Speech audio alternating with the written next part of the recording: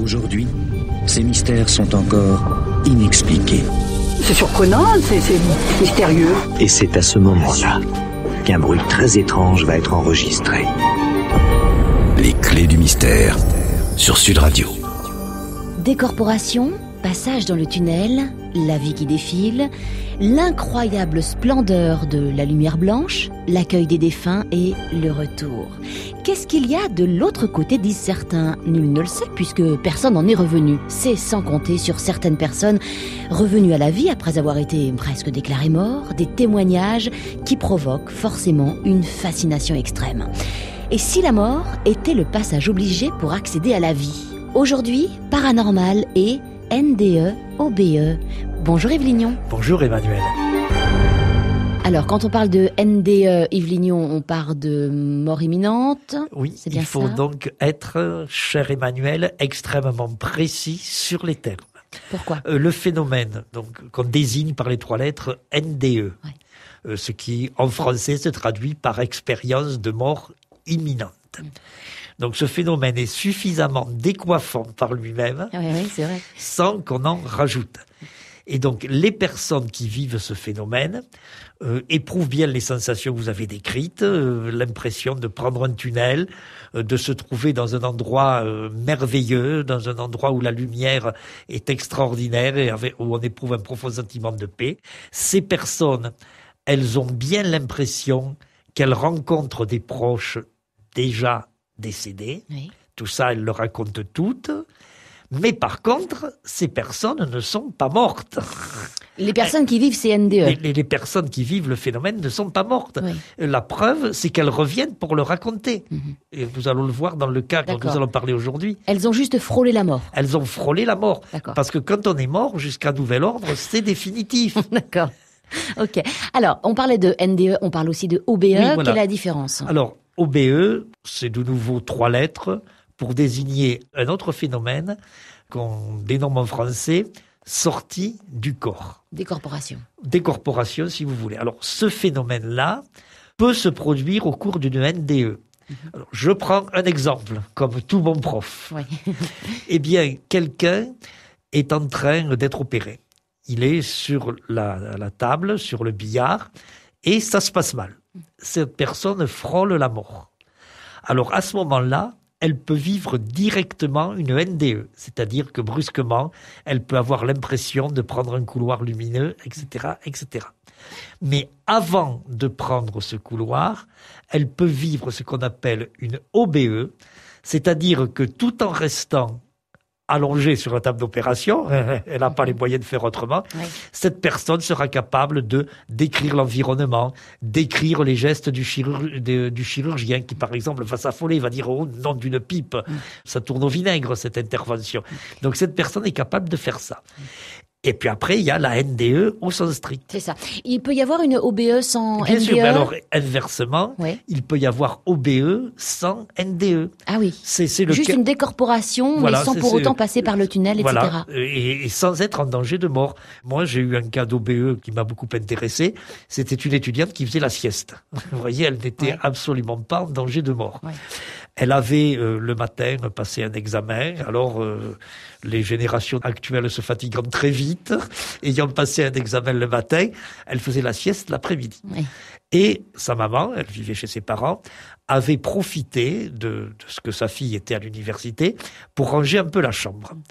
Et dans la chambre, il y avait une de ces espèces d'armoires très ordinaires, vous savez, en matière plastique, qui sont sans toit. Oui. Mais évidemment, quand on est devant l'armoire, on ne peut pas voir quel est le linge qui est rangé tout au-dessus. Donc l'étudiante s'allonge, tranquille, déjà je vais faire un petit somme, et puis elle a l'impression que elle monte au plafond, mais étant au plafond, elle se voit Forcément en train de dormir. forcément en train de dormir. Donc elle se décorpore, comme vous le disiez. Elle est étonnée? Eh ben non, parce qu'en général les gens ne sont pas étonnés, ils trouvent oui que c'est pas mal. Et puis quand elle regarde l'environnement, elle voit cette fameuse armoire. Ouais. Et quand elle a fini sa sieste, elle va dire à sa maman, dis donc maman, c'est vraiment très sympa d'avoir rangé mon armoire, mais tu vois, les t-shirts, j'aurais préféré que tu les mettes pas tout en haut. Et évidemment, sa maman lui dit, comment sais-tu que je les ai mis tout en haut. Elle lui a raconté toute son aventure. J'étais sur le lit allongé, je suis sorti de mon corps. Donc mon corps était sur le lit et moi, mon esprit, ma conscience était ailleurs. Et de là, j'ai vu l'armoire. Rien que ça, c'est une preuve. Non, c'est pas une preuve, parce que en matière scientifique, un témoignage, ça ne constitue jamais une preuve. Mais c'est une histoire rudement intéressante et qui donne envie à des scientifiques de s'exciter. Et de voir plus loin, évidemment. Dans un instant, vous l'avez bien compris, Yves Lignon va nous raconter une histoire extraordinaire, une histoire à suivre, c'est l'histoire de Michel. Cet après-midi, avec Yves Lignon, nous parlons des NDE, des expériences de mort imminente. Et Yves, vous allez nous raconter l'histoire de quelqu'un que vous connaissez bien, quelqu'un qui est proche de vous. Donc, c'est-à-dire que quelqu'un que vous avez, une amie carrément, quelqu'un que vous avez pu cuisiner de fait. Bien sûr. C'est intéressant, les amis, quand ça vit un phénomène parapsychologique. Ouais. Parce que, comme vous l'avez dit tout à l'heure, Emmanuel, en matière de NDE, il y a d'abord des témoignages. Et la pire des attitudes, qui serait faussement scientifique, ce serait de hausser les épaules en disant il délire, il gamberge, et parlons d'autre chose. Donc, il faut commencer par étudier les témoignages. Et quand ce témoignage provient de quelqu'un qui vous est proche, d'une amie, évidemment, vous êtes dans un contexte favorable. Parce qu'un inconnu, vous allez lui demander de venir 2 fois, 3 fois à l'université, mais vous ne pouvez pas lui demander d'être présent en permanence. Un ami, si vous avez envie de lui demander des précisions, vous pouvez lui téléphoner le soir. Bien sûr. Et donc là, cette amie se nomme Michel. Et elle a, on va donner que les prénoms, mais elle a été très connue à Toulouse puisque c'est une artiste, c'est une danseuse. Et avec son mari Serge, qui est comédien, qui est un comédien de grand talent, ils ont longtemps animé, c'était une 30aine d'années, l'Espace Potier. Et puis après, rue des Potiers à Toulouse. Après, leur carrière s'est développée à Paris, où ils vivent toujours. Disons que leur talent a été plus reconnu à Paris qu'à Toulouse et que c'est tant mieux. Bref, nous sommes le 3 novembre 1986. Michel vit à Paris. Elle est venue faire un petit tour à Rennes-le-Château. Beaucoup de gens qui vont à Rennes-le-Château. Et elle se prépare à rentrer à Paris la nuit. C'est quelque chose qui est tout à fait habituel pour elle de faire comme ça ce trajet, de venir dans les Corbières, c'est pas la première fois. Après quoi, on rejoint l'autoroute à Narbonne et puis on remonte par la vallée du Rhône. Elle fait ça la nuit. Elle a avec elle dans la voiture son fils, Franz, qui était à l'époque un jeune homme, et avec qui elle a depuis l'enfance des relations affectives extrêmement fortes. Bien sûr, une mère aime son fils, un fils aime sa mère. Mais chez eux, ça a toujours pris une densité particulière. Et la vraie fusion. Voilà. Et puis derrière, dans la voiture, il y a la maman de Michel, qui fait partie, on dira, de la bande. Et donc, Michel quitte le château dans la soirée. Elle prend la route des Corbières, là, vers Saint-Laurent-de-la-Cabrerisse, pour rejoindre Narbonne. Et puis, à un carrefour, d'un seul coup, des lumières, un bruit de tôle. C'est l'accident. C'est l'accident. Et instantanément, Michel se retrouve plongé dans une lumière mauve. Elle ne sait plus où elle est. De toute évidence, si on en reste au strict niveau matériel, elle est dans la voiture évanouie à la suite du choc. Mais elle ne sait pas qu'elle est évanouie, elle a conscience de baigner dans une lumière mauve. Alors ceci, vous voyez, est déjà très intéressant parce que ça montre qu'il y a des différences dans les NDE. Tout à l'heure, en commençant, vous avez donné un schéma général. Tout à fait. Mais c'est-à-dire des corporations, tunnels, pour chaque etc. personne qui le vit, il y a des détails. Par exemple, il y en a, c'est le cas de Michel, qui ne passe pas par le tunnel. Oui. Et elle est dans cette lumière mauve. Alors, elle décrit cette lumière comme une lumière mauve, pendant que d'autres diront que c'est une lumière incroyablement blanche. Oui, voilà. Vous voyez le genre de détails qui diffèrent. Et elle est dans cette lumière mauve. Alors, par contre, ce qui est commun à toutes les NDE, elle est bien, elle est incroyablement bien. Elle a envie de rester là. Elle a envie que ce moment devienne éternité. Oui. Et puis, brusquement, elle pense à son fils. Elle pense à son mari, qui est à Paris et qui l'attend. Mais elle a conscience qu'elle est peut-être morte ou elle ne sait dans pas. Un truc un peu bizarre. Non, pour elle, l'univers entier, l'existence entière se ramène à baigner dans cette lumière. Et elle se dit, mais je ne peux pas rester là. Et encore une fois, il y a Franz, mon fils, il y a Serge, mon mari, nous avons d'énormes projets ensemble de comédie-ballet et tout ça. Et donc, à ce moment-là, et seulement à ce moment-là, elle a conscience de l'accident. La lumière mauve, c'est fini. Ok. Mais elle est sortie de son corps. Et là, elle voit la voiture, les tôles froissées, l'autre voiture. C'était un refus de priorité, tout simplement, à cause de l'accident. L'autre voiture, elle voit les pompiers qui s'affairent. Enfin, elle voit absolument tout le théâtre de l'accident. Et la suite, c'est dans un instant sur Sud Radio avec Yves Lignon. Paranormal, phénomènes étranges, histoires fantastiques, les clés du mystère sur Sud Radio. Et c'est une histoire extraordinaire que nous raconte encore aujourd'hui Yves Lignon, une histoire de NDE, donc de mort imminente. Elle s'appelle Michel. Elle a eu un accident de voiture. Elle, tout à coup, baigne dans une lumière mauve extraordinaire, comme si tout l'univers était plénitude. Finalement, c'est un petit peu ça. Et puis après, hop, elle se voit. Elle voit son corps, donc décorporation, et elle voit les pompiers. Elle voit les pompiers. Donc, il faut bien reprendre la chronologie des événements. Michel est au volant. Elle est consciente. Bien sûr. Une voiture brûle la priorité à droite, arrive brusquement. Donc il y a un choc, il y a des bruits de tôle. Michel est encore consciente. D'accord. Puis là, en quelques instants, elle s'évanouit. Et de suite, elle se dit, elle peut le raconter comme ça, j'étais plongée dans cette fameuse lumière mauve. Et donc elle y reste un moment, et puis, mais mon mari, moi, je resterai bien là toute la vie dans cette lumière. Ouais. Mais mon mari, mais mon fils. Et donc, elle sort de cette lumière. Elle n'a pas d'autre expression.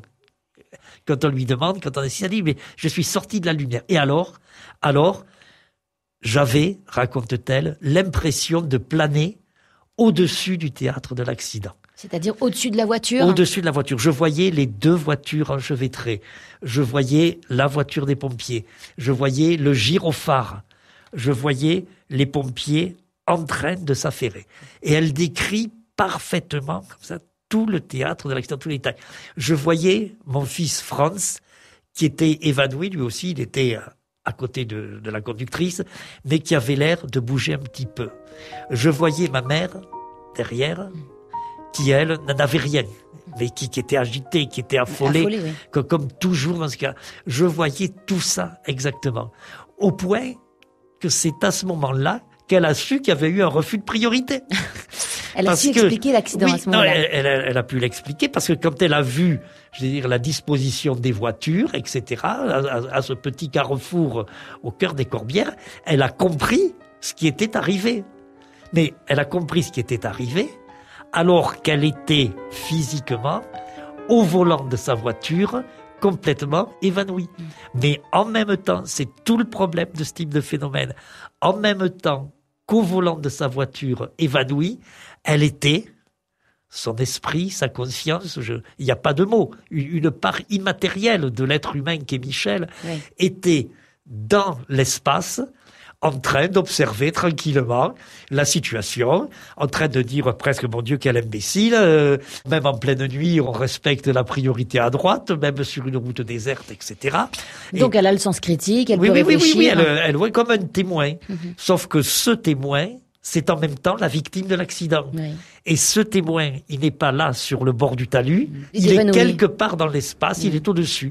Comme c'est donc quelqu'un qui est dans le spectacle, elle parlait de caméras tout en haut qui plongeaient, qui donnaient une vue très large, etc. Et elle décrit ça très, très précisément. Et donc elle voit les gestes des pompiers, elle voit qu'on arrache les tôles, etc. Et à un moment donné, elle voit un pompier qui s'approche d'elle, qui va s'occuper d'elle, qui va la sortir de la voiture. Et alors à ce moment-là, elle a une idée qui lui traverse l'esprit, on peut dire que l'esprit, enfin une idée qui s'impose, s'il s'y prend comme ça, s'il me tire par les épaules, je vais rester paralysée à vie. C'est-à-dire qu'elle a conscience des risques. Elle a conscience que le pompier, bien involontairement d'ailleurs, va commettre une erreur grave dont elle paiera les conséquences jusqu'à sa mort. Alors qu'est-ce qu'elle va faire ? Eh bien, c'est ce qu'on va voir dans un instant. Avec Yves Lignon, cet après-midi, nous parlons des NDE, des expériences de mort imminente. Elle s'appelle Michel, elle a eu un accident de voiture, elle est passée par la lumière fantastique, par la décorporation. Elle voit que les pompiers vont essayer de l'extirper de la voiture pour donc la sauver, mais elle a conscience de quelque chose dont les pompiers n'ont pas conscience, Yves Lignon. Exactement. Michel est gravement blessée au cervical. On s'en apercevra quand elle arrivera à l'hôpital. Elle est gravement blessée au cervical. Et le pompier qui s'approche, qui est du côté, qui a arraché la portière pour la dégager derrière son volant, ce pompier, lui, ne s'en rend pas compte. Mais c'est pas une faute de la part du pompier. Non, il s'en rend pas compte. Peut-être même faudrait-il avoir des connaissances médicales assez poussées pour s'en rendre compte. Seulement, Michel, qui a encore moins de connaissances médicales qu'un pompier, elle n'a pas de brevet de secouriste, elle. Toujours dans sa position, avec son esprit en caméra. Et sans souffrir. Oui, et elle a conscience que là, si le pompier, là, il se prépare, il tend les bras, puis il va la tirer par les épaules, et alors là, ça va aggraver ses blessures, et elle se voit vraiment en fauteuil roulant jusqu'à la fin de ses jours. Enfin, elle se voit, elle imagine. Elle s'imagine, enfin, elle se voit, elle se dit, ça y est, on va sortir de là, on va me porter à l'hôpital, mais elle comprend les conséquences. Fauteuil roulant. Et donc, toujours sans avoir un brevet de secouriste, elle sait qu'il faudrait qu'on lui place une minerve avant de la faire sortir de la voiture. Mais comment ? Elle qui est à la fois évanouie et dont la conscience est témoin de la scène. Comment peut-elle dire aux pompiers « il faut me placer une minerve avant de me tirer de la voiture pour me mettre sur le brancard ». C'est pas possible, elle est évanouie. Oui. Alors à ce moment-là, toujours dans cette espèce de vécu qu'on pourrait croire délirant et qui est en réalité parfaitement authentique, elle a une idée. Oui. Il y a Franz à côté, mon fils, qui bouge, qui est en train de reprendre conscience. Il faut que ce soit Franz qui prévienne le pompier, qui lui dise « non, attendez, mettez une minerve à ma mère ». Mais comment faire ? Oui, Franz, il est en train de sortir de son évanouissement. Mais moi, Michel, je suis toujours évanoui. Et puis de toute façon, je n'étais pas évanoui, je le dirais moi-même aux pompiers, j'ai très mal dans le cou, faites attention. Et alors là, Michel a une idée extraordinaire. Et toujours cet esprit de Michel qui plane au-dessus de la scène, c'est d'envoyer un message télépathique à Franz. Et donc, c'est du merveilleux qui s'ajoute au merveilleux, oui. Mais c'est en même temps une histoire authentique. Eh bien, la conscience de Michel se concentre, fait un effort extraordinaire, oui. Et va vers la conscience de Franz. Franz, il faut que tu parles aux pompiers. Et Franz s'éveille de plus en plus, il se remue, il commence à voir effectivement tout ce qui se passe autour de lui, il regarde, il voit sa mère évanouie, et Franz dit aux pompiers, attention, elle a quelque chose au cou, ne la tirez pas comme ça, oui. Placez-lui une minerve. Alors tout ceci s'est probablement déroulé. Alors moi je me remets maintenant dans la position non plus de l'ami de Michel oui. Qui vous raconte cette histoire, oui. Mais du scientifique qui examine le témoignage. Cela s'est certainement passé très très vite. Ça a peut-être même bousculé le temps. Parce que imaginez, le pompier, lui, il était décidé à agir vite. Bien sûr. Quand Michel a eu conscience qu'elle avait quelque chose au cervical, le pompier était en train d'arracher la portière. Et le pompier, lui, il fallait qu'il aille vite, parce qu'il avait devant lui une personne évanouie. Oui. Et donc, dans l'espace de temps... C'est-à-dire une demi-seconde. Enfin, oui, voilà, entre vraiment... le pompier, au moment où le pompier a commencé à arracher la portière, où ses mains se sont tendues vers Michel pour la tirer avec les épaules, il y a eu ce cri de Franz, attendez, placez une minerve à ma mère. Alors que lui-même était plus ou moins évanoui juste avant, oui, quoi. Donc tout ça, c'est de l'instantané. Il était en train de reprendre conscience. On est sur 10 secondes, quoi. Il était en train de reprendre conscience. Comme Michel le raconte, ouais. Elle dit, je me suis aperçu que Franz, lui, ma mère était évidemment complètement affolée, personne âgée, puis comment sa mère aurait-elle parlé aux pompiers ? Mais je me suis aperçu que Franz était en train de retrouver assez de lucidité pour parler aux pompiers. Donc j'ai envoyé un message télépathique à Franz. Eh ben, ça a l'air très simple. Alors, comme ça. Je n'ai pas besoin de vous dire oui. Qu'à l'heure actuelle, Michel trotte comme vous et moi. Oui. Mais l'histoire ne s'arrête pas là. Parce qu'il y a eu encore un rebondissement. D'accord. Le rebondissement, c'est dans un instant, dans les clés du mystère, avec Yves Lignon. Sud Radio, les clés du mystère. Et c'est une histoire extraordinaire que nous raconte Yves Lignon, une histoire de mort imminente, d'expérience, de NDE donc. Elle s'appelle Michel, elle a conduit une voiture, elle a un accident, elle se retrouve dans une lumière mauve extraordinaire, et puis c'est la décorporation, elle voit donc son corps et puis l'accident, elle comprend tout à fait ce qui s'est passé.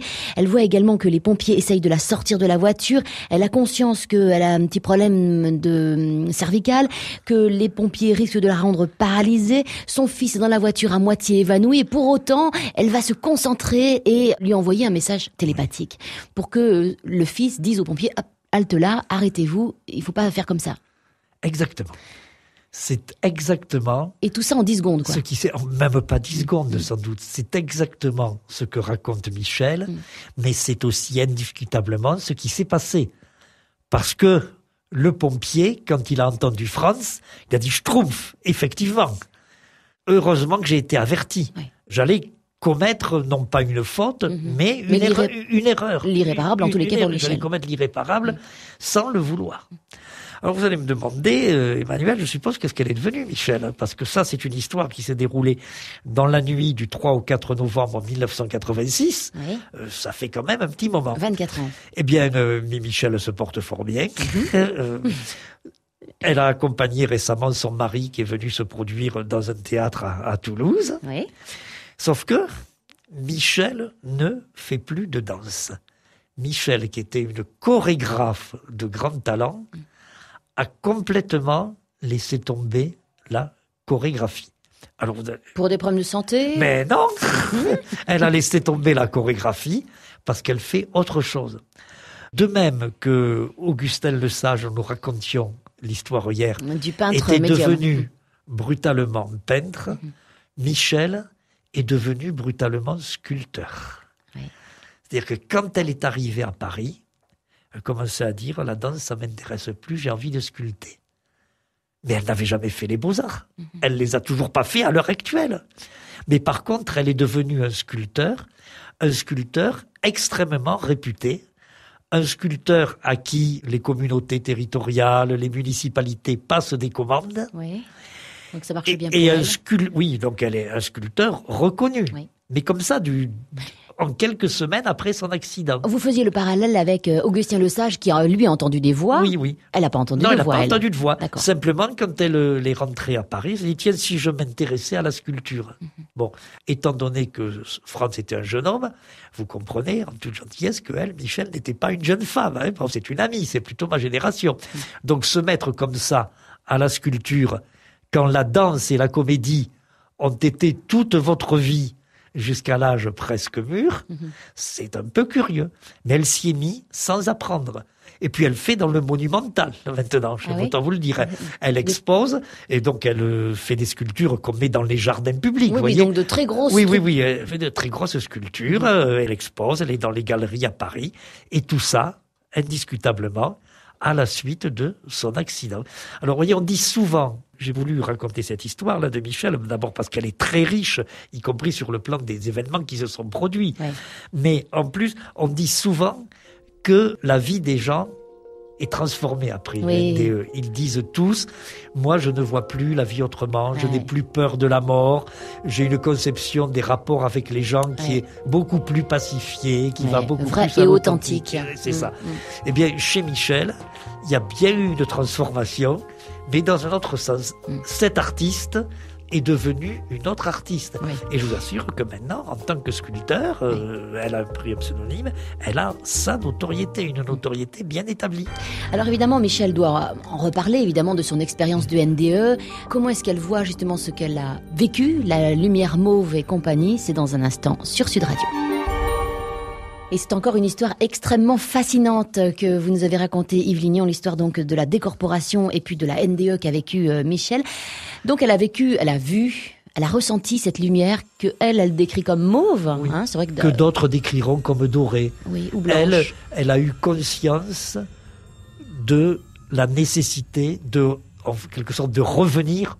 On a du mal, vous savez, même en étant scientifique, à trouver le bon vocabulaire. Oui, mais même ceux qui ont vécu ce genre d'expérience ont du mal à... Elle a pris conscience de la nécessité de revenir à cause de son mari et de son fils. Pour d'autres personnes, ce sera la rencontre dans une lumière qui ne sera plus mauve mais dorée, d'une grand-mère qui dira « tu ne peux pas rester là, tu dois t'occuper de tes enfants, tu dois revenir ». Il y a d'autres témoignages. Mais par quelque bout qu'on le prenne, on ne peut plus s'en débarrasser de ce phénomène. On ne peut plus dire, comme certains l'ont dit, bon, il y a certaines hormones qui sont sécrétées par réaction le cerveau. Chimique. Voilà. Réduire ça à un phénomène électrochimique, c'est matérialiste. Je suis pas contre le matérialisme. Mais quand il vole aussi bas, le matérialiste, il va s'empaffer la haie au bout du champ. Vous comprenez? Non. Bon, est-ce qu'elle parle de paradis ou... Non, mais Michel, elle n'est pas spécialement croyante. Elle va pas à la première messe tous les matins. Non, mais elle aurait pu le devenir. Elle aurait pu le devenir. Non. Elle n'a pas ce sentiment-là. Non, elle s'est pas convertie. Elle est devenue sculpteur. Uniquement. C'est tout. Dites, c'est déjà assez énorme. Bien sûr. Quand même, surtout quand on voit, donc, on a des photos de quelques-unes de ses œuvres qu'on trouve sur Internet. Donc, son nom d'artiste, c'est Malka. Michel Lazès. Allez, on dit son nom et on peut aller voir. Très bien. Bon, une histoire extraordinaire. Vous en aurez d'autres à nous raconter, des histoires de NDE absolument incroyables, c'est certain. Mais je voudrais ajouter, Emmanuel, que maintenant, je disais tout à l'heure, on ne peut plus se débarrasser du problème, on ne peut pas faire semblant de dire anecdotes, délire de personnes au bord de l'agonie, etc. Même ceux qui ont cette attitude, il en reste encore, sont vraiment retardataires. Parce qu'il y a des études qui sont menées dans le monde entier. Il y a même une étude à l'échelle internationale qui est lancée par un médecin britannique qui se nomme Sam Parnia. Et ce médecin a participé à un énorme congrès qui s'est tenu à Martigues il y a 4 ans, auquel j'ai eu la chance d'assister. Donc vraiment, le problème, il existe. Ouais. Cette histoire était extraordinaire parce qu'effectivement, il y a eu du merveilleux sur du merveilleux. De la télépathie qui a permis donc à Michel de sortir bien correctement de cet accident, alors qu'elle-même était décorporée, quoi. C'est aussi beau qu'un conte de fées, sauf que ce n'est pas un conte de fées. Et c'est une histoire vraie. Et puis, il y a d'autres NDE où les patients, entre guillemets, vivent des choses épouvantables, des NDE négatives. Il faudra en parler, une autre fois. On assimile assez couramment la NDE à dire il a eu une idée du paradis. Ou de l'enfer. Il a visité l'appartement de témoin du paradis. Et puis il est revenu. Mais bon, si on visite le paradis, pourquoi ne visite-t-on pas l'enfer? Tout à fait. Mais alors ça, on a effectivement des témoignages, mais on a eu beaucoup plus de mal. Parce que vous comprenez bien que s'il est assez valorisant de dire j'étais dans une lumière dorée. Oui, le paradis, c'est pour moi. Il y en a certains qui voient des entités qui font penser aux anges. Il est beaucoup moins gratifiant de raconter que l'enfer, c'est pour nous. J'étais auprès d'une énorme chaudière. Il y avait tout un tas de petits personnages noirs avec une queue fourchue. Et des serpents partout. Et des cornes qui étaient en train de me piquer le derrière. C'est horrible. Ça, il y a des gens qui ont vécu ce qu'on appelle donc des NDE négatives. Et donc avec l'équivalent de l'enfer. Voilà, et qui ont, alors eux, complètement changé leur vie, en revanche. Ils ont fini par le raconter, mais ils ont eu du mal, et on les comprend. Bien sûr. Vous nous raconterez d'autres NDE, Yves Lignon. Bien sûr. Il faudra y revenir périodiquement, parce que le cas de Michel est loin d'épuiser la question.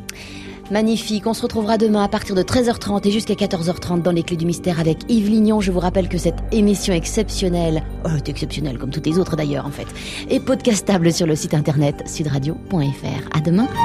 13h30, 14h30, les Clés du Mystère sur Sud Radio.